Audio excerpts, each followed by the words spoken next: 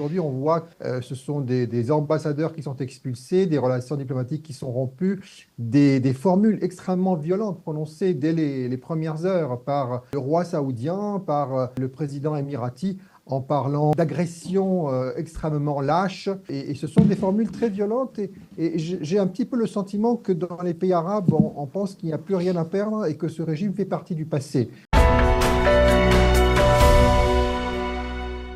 Nous avons le plaisir d'être en ligne avec le docteur Meir Masri. Meir, bonjour, Boker Tov. Boker Tov, cher Daniel. Merci d'être avec nous ce matin. Alors, on a bien besoin de votre éclairage, justement, peut-être pour revenir sur le dernier titre de notre revue de la presse qui se rapporte à une sorte de conflit qui devient de plus en plus régional. Pourquoi les Iraniens tentent de faire rentrer les pays arabes du Golfe Persique dans la confrontation actuelle ? D'abord parce qu'ils n'ont plus rien à perdre. Et c'est là, effectivement, la différence entre la guerre à laquelle nous assistons aujourd'hui et la confrontation des 12 jours, la guerre dite des 12 jours de juin 2025. Deuxièmement, pour que la pression soit maximale sur les États-Unis, mais aussi sur la communauté internationale. Et puis, troisièmement, je pense aussi que ça n'a pas été bien calculé parce qu'ils pensaient qu'en visant les installations militaires des Américains dans les pays du Golfe, eh bien, ils allaient quand même, je veux dire, mettre la pression sur les Américains sans pour autant qu'il y ait des réactions trop violentes de la part des pays arabes, comme ce fut le cas en 2025.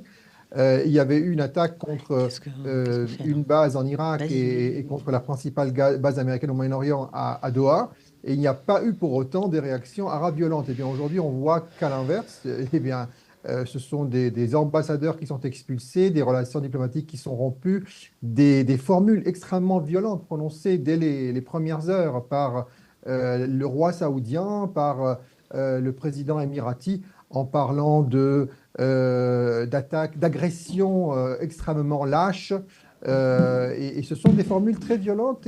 Et j'ai un petit peu le sentiment que dans les pays arabes, on pense qu'il n'y a plus rien à perdre et que ce régime fait partie du passé. Et qu'au contraire, ils sont en train de se préparer à l'après-guerre. Oui, parce qu'il faut rappeler, hein, Meir, que en juin dernier, la Ligue arabe avait condamné Israël et soutenu l'Iran. Là, c'est exactement presque c'est presque le contraire, on va dire. Oui, alors il y a plusieurs raisons. Tout d'abord, la suprématie israélo-américaine semble être totale cette fois-ci. Les capacités de résistance iranienne sont réduites à néant, les capacités coercitives sont réduites à néant. Et deuxièmement, l'entrée en guerre des Américains aussi. Les Américains avaient donné un coup de main à Israël en juin 2025 durant une journée. Et aujourd'hui, les Américains sont partie prenante dans cette affaire, et ce sont quand même les principaux alliés de l'ensemble des pays du Golfe. Et puis, troisièmement, parce que le régime iranien a aussi été trop loin.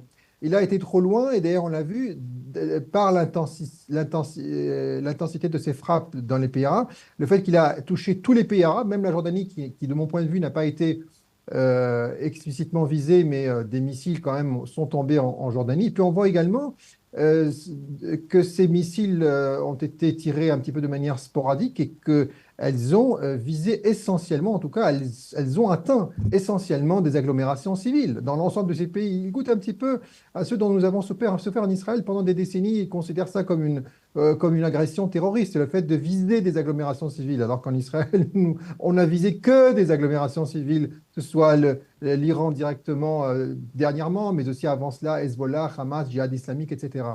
Et donc, bien sûr que tout cela rapproche les pays du Golfe, non pas d'Israël, mais de la position israélienne. D'ailleurs, vous l'avez remarqué, aucun pays arabe n'a condamné Israël. Et pourtant, c'est Israël qui a pris l'initiative.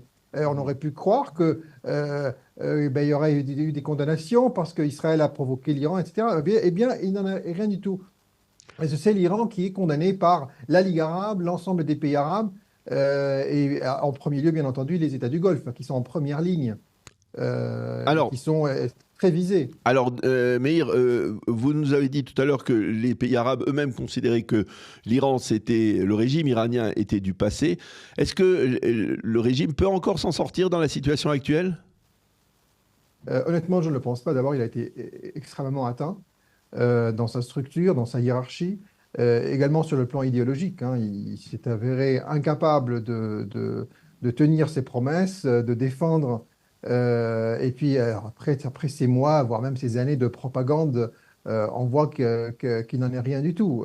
Tous ces armes secrètes, ces stratégies, que Tel Aviv serait réduite à néant à la minute qui suit toute agression sioniste, etc., entre guillemets. C'est la rhétorique traditionnelle du régime iranien. Et bien aujourd'hui, on voit non. Et puis enfin, le principal élément, c'est qu'on voit quand même que tout cela se fait sur fond de révolte, voire même de révolution iranienne. On l'a vu au mois de janvier. Alors, ce n'est pas Israël, ce n'est pas les États-Unis, c'est l'Union européenne avec les différentes capitales européennes qui ont parlé de plus de 30 000 morts durant parmi les manifestants au mois de janvier 2026. Ce sont des chiffres invraisemblables, mais qui sont avancés quand même par, je veux dire, des pays qui ne sont pas les principaux alliés d'Israël sur la scène internationale. Et donc, tout cela montre que nous sommes en train de vivre, d'avoir quelque chose d'inédit, et que dans cette confrontation, la République islamique a très peu de chances de tenir longtemps. Alors, quelles peuvent être les répercussions, les conséquences de ce qui est en train de se passer, de la fin de ce régime islamique pour le Moyen-Orient? Est-ce qu'il va y avoir une redistribution? Comment on va dire l'axe chiite, hein, on va dire les partenaires de l'Iran qui sont déjà considérablement affaiblis par les guerres après le 7 octobre, comment cet axe chiite va pouvoir s'en sortir, on va dire, dans le Proche et le Moyen-Orient? Tout d'abord, les partenaires de l'Iran, je ne sais pas s'il y en a vraiment beaucoup. L'Iran a perdu pratiquement tous ses alliés. Il ne lui reste que le Hezbollah, les Houthis et LFI. Donc tout cela, évidemment, ça ne pèse pas lourd. L'axe chiite, est-ce que cet axe existe vraiment? Le deuxième pays du Moyen-Orient à majorité chiite est le principal allié régional d'Israël, à savoir la République d'Azerbaïdjan.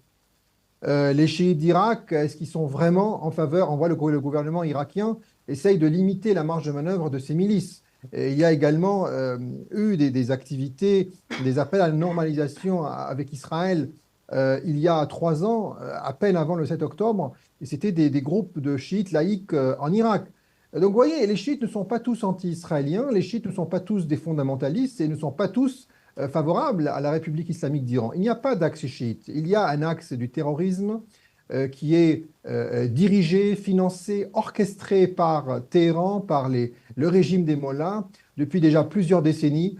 Leur slogan principal, c'est mort à l'Amérique, mort à Israël. Les drapeaux d'Israël et des États-Unis sont très souvent dessinés sur les principales routes pour que les gens, les voitures, les personnes puissent marcher dessus. Donc, vous voyez, la rhétorique de la République islamique, dès le départ, dès 1979, a été constituée sur la haine d'Israël et la haine des États-Unis. Et bien aujourd'hui, vous vous rendez compte, Khamenei a été éliminé par Israël, lui qui a toute sa vie appelé à la mort d'Israël. Et nous voyons aujourd'hui que de plus en plus d'Iraniens osent descendre dans les rues de Téhéran, d'Isfahan, des grandes villes iraniennes pour célébrer l'élimination de leur dictateur et pour saluer l'offensive audacieuse, courageuse, inédite de par son ampleur d'Israël et des États-Unis. Qui aurait pensé cela? Vous vous rendez compte, quelques semaines avant la guerre, il y a à peine quelques semaines, on disait oui, mais est-ce que si dans le sillage d'une confrontation entre les Américains et les Iraniens, Israël reçoit des missiles iraniens, est-ce qu'Israël réagirait? Vous savez, on est encore emprisonné dans des schémas du passé, avec l'époque Shamir où Israël ne réagissait pas au type de Saddam Hussein. Alors, Israël a pris l'initiative. Hein. Israël est un acteur majeur. Il n'y a aucun doute que cette guerre à laquelle nous assistons aujourd'hui consacre l'hégémonie d'Israël dans la région. Alors, justement, ne plaît pas à tout le monde. Justement, en partant du principe qu'effectivement ce régime est à la dernière, on va dire, à la dernière ligne droite de son existence, est-ce qu'il va bientôt disparaître? Quelles peuvent être les cas de figure pour l'avenir de l'Iran. Est-ce que vous pensez que l'Iran peut rester unifié telle qu'elle est aujourd'hui, ou alors on risque de se retrouver dans une Iran qui serait morcelée avec peut-être une république kurde, une république azérie, d'autres minorités qui sont extrêmement présentes en Iran, ou alors tout le monde va réussir à trouver un dénominateur commun, peut-être autour de la personne de Reza Pahlavi. Quel est votre avis là-dessus ? Écoutez, il est quand même très difficile de prévoir les choses parce qu'il y a une multitude de scénarios qui se profilent aujourd'hui. D'abord, le scénario d'une chute rapide et d'une transition ordonnée, ce qui serait évidemment l'idéal pour tout le monde, pour l'Iran, pour les Iraniens, pour les pays de la région, pour Israël, pour le monde. Deuxième élément, évidemment, le scénario que vous évoquez, à savoir eh bien, un enlisement qui serait suivi d'un morcellement de l'Iran et qui, de mon point de vue, serait la porte au chaos et ne profiterait à personne. Je tiens ici à souligner qu'Israël a des alliances solides en Iran et que les alliés de l'Iran d'Israël sont des Iraniens, que ce soit l'opposition iranienne à l'étranger, mais aussi l'opposition iranienne en Iran.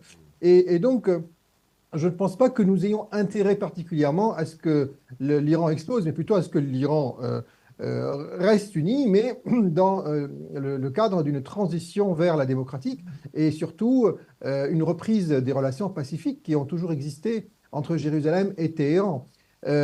Troisième scénario possible, eh bien, c'est que le régime reste sous une forme beaucoup plus, je ne veux pas dire modérée parce que ça n'existe pas vraiment, pour ne pas parler d'islamistes modérés, ce serait comme parler de nazis modérés, mais avec un régime sous une forme beaucoup plus souple, affaibli, encerclé, en renonçant à toutes ses revendications pré-guerre. Et c'est également un scénario. Mais effectivement, pour l'instant, tout doit être fait, de mon point de vue, pour favoriser le premier scénario, à commencer par constituer un véritable front à l'intérieur de l'Iran avec les alliés d'Israël, des États-Unis, qui sont en réalité les alliés de l'Iran. Ceux qui croient dans la possibilité d'un Iran pacifique, d'un Iran démocratique et d'un Iran prospère, qui profiterait enfin de ses ressources naturelles abondantes pour le bien-être et la prospérité de son peuple, au lieu d'investir dans les organisations terroristes, les milices, et d'interférer dans les affaires intérieures des pays de la région. Eh bien, docteur Meir Masri, merci beaucoup pour toutes ces explications extrêmement intéressantes sur l'avenir, on va dire essentiellement l'avenir de cette région du Moyen-Orient, dans l'hypothèse où le régime iranien terminerait ses jours dans les prochaines semaines. Merci beaucoup d'avoir été avec nous ce matin. Bonne continuation, à bientôt Meir.